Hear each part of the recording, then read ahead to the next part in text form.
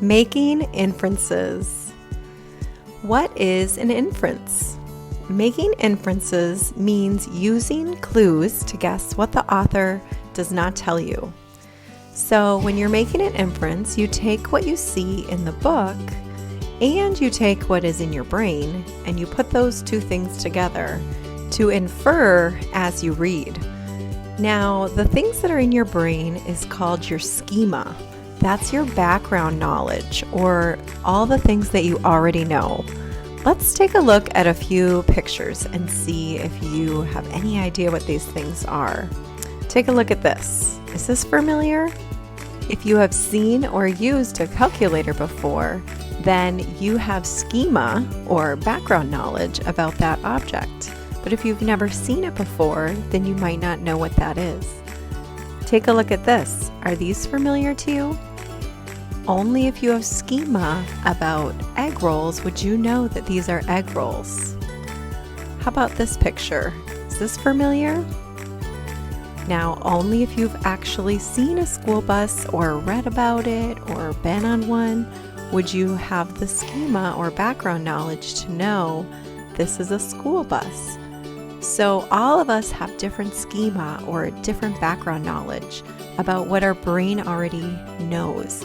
But we use our brain and we use clues from the book to infer or understand what's happening in a book. So when we make inferences, that helps us comprehend and understand a story. We can make inferences a few ways. One way is through the pictures. Let's take a look at this picture. I can notice what's in the book and what's in my brain, and I can determine that it is fall. I know this because in the book I see pictures of colored trees, and my brain tells me that, oh, I know that in the fall the trees turn color because I've experienced fall before. And so when I put the clues together, I'm able to determine that, hey, it's the season of fall here. Looking at this next picture, I can use what's in the book and what's in my brain to determine that it is spring. Why do I think it's spring? Well, I look at clues in the book. I see a puddle. I see people kind of dressed up like it's a little chilly out. And also, there's a lot of greenery in the background.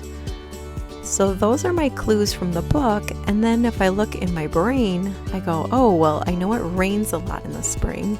And it's really green in the spring. And it also can be chilly. So when I put those clues together, I can make an inference that it is spring. Let's see if you can do the next one. Take a look at this picture. What's the weather like in this picture? Use what's in the book, the picture, and use what's in your brain from what you already know, your schema, and tell what's the weather like. I bet you said it looked warm.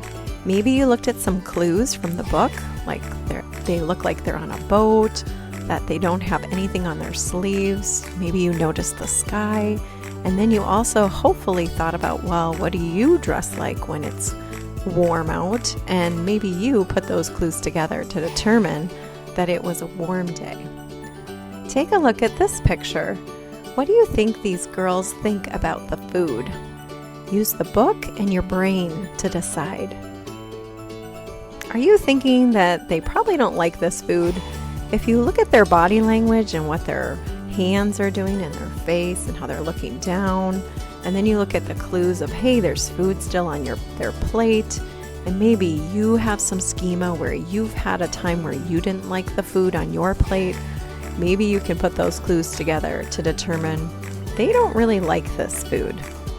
So pictures are a great thing that help us infer what's happening in a story. Stories often have pictures and words, so let's practice a few of those. Take a look at this picture.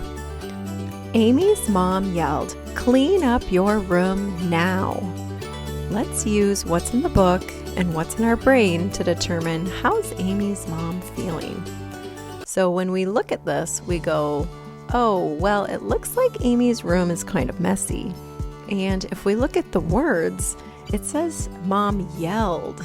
And then she didn't just yell, but she said, clean your room now. So we can infer that Mom is a little bit upset. Let's look at this one. Tia slipped and fell in a puddle at recess as her class was lining up. Her face turned bright red. So we can use what's in the book and what's in our brain to infer how Tia is feeling. She's probably feeling embarrassed because of what happened. She fell in a puddle. Her class was lining up, so I think other kids were around, and they said that her face turned bright red. So looking at the book, that helps me think that. And then also when I think about my schema, well, if I fell in a puddle in front of my class, I might feel embarrassed too. So if I put those clues together, I can determine how she's feeling, even though the author didn't actually say how she was feeling. Hudson's friend moved away yesterday. He told his mom he didn't want to go to school this morning. Why do you think Hudson doesn't want to go to school now? If we use what the book says and what our brain says, we can look at some clues. Well, his friend moved away, and then all of a sudden he doesn't want to go to school in the morning.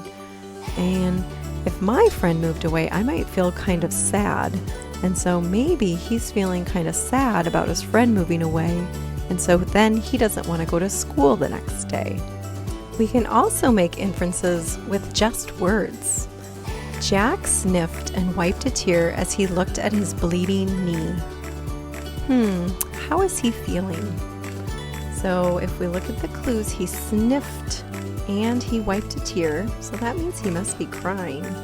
And he looked at his bleeding knee, so he must have gotten hurt. So if I look at the clues from the book and I think about my own self, how, well, I've gotten hurt and it doesn't feel good, I'm going to guess that he's feeling pretty sad or feeling pretty upset. So let's take a look at another one. Tim felt a pull on his pole. I got one, he said. He quickly reeled it in. What is Tim doing? Can you infer here? The book seems to show that he's pulling on a pole, and then he said he got one and he reeled it in. So looking at those clues, I have been fishing before, and usually I hold a pole, and I know that when I twist the pole, that's reeling it in. And so I'm going to infer that Tim is fishing. Is that what you think? And let's look at one more. Emma did not go to school today. She slept a lot and had soup for lunch. Why didn't Emma go to school?